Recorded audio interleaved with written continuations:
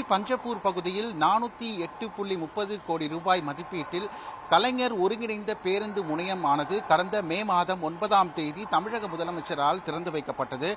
அந்த பேருந்து நிலையத்தில் மக்கள் பயன்பாட்டிற்காக பணிகளானது மேற்கொள்ளப்பட்டது. அவர்களுக்கு தேவையான அனைத்து வசதிகளும் இந்த பகுதியில் கிடைப்பதற்கும் மேலும் இந்த பேருந்து நிலையத்தில் தேவையான அனைத்து வசதிகளையும் மேம்படுத்துவதற்கான பணிகளானது மேற்கொள்ளப்பட்டு இன்றைய தினம், அதாவது இன்று காலை 6 மணி முதல் மக்கள் பயன்பாட்டிற்கு வரும் என தெரிவிக்கப்பட்ட நிலையில நகராட்சி நிர்வாகத்துறை அமைச்சர் நேரு அவர்கள் கொடியசைத்து பேருந்தை தொடங்கி வைத்தார்.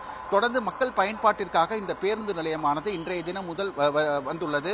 இந்த பேருந்து நிலையத்தை பொறுத்தளவில் பார்த்தோமேயானால் முதல் தளத்தில் நகர பேருந்துகள் அனைத்துமே வரிசைப்படுத்தப்பட்டுள்ளது. இங்கிருந்து திருச்சி மாநகர் பகுதி மற்றும் புறநகர் பகுதிகளுக்கு தேவையான அனைத்து பேருந்துகளும் இங்கிருந்து இயக்கப்படுகிறது.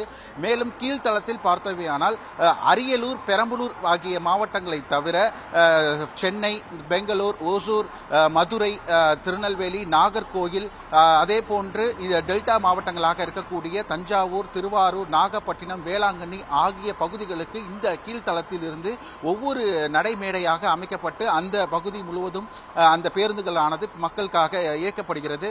இந்த பேருந்து நிலையத்தை தற்போது மக்கள் பயன்படுத்த தொடங்கியுள்ளனர். ஏற்கனவே திருச்சியில் மத்திய பேருந்து நிலையம், சத்திரம் பேருந்து நிலையம் என 2 பேருந்து நிலையங்கள் இருக்கின்ற நிலையில் ஆசியாவிலேயே மிகப்பெரிய ஒரு பேருந்து நிலையமாக இந்த பேருந்து நிலையம் அமைந்துள்ளது என நகராட்சி நிர்வாகத்துறை அமைச்சர் நேரு தெரிவித்தார்.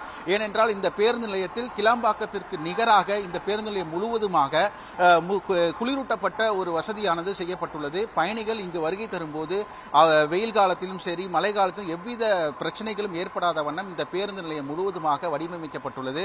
மேலும் பாதுகாப்பிற்காக இங்கே காவல் நிலையங்களும் அமைக்கப்பட உள்ளது.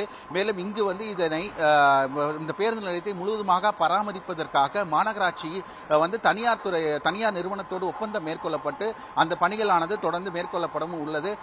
பொதுமக்கள் இந்த பேருந்து நிலையத்தை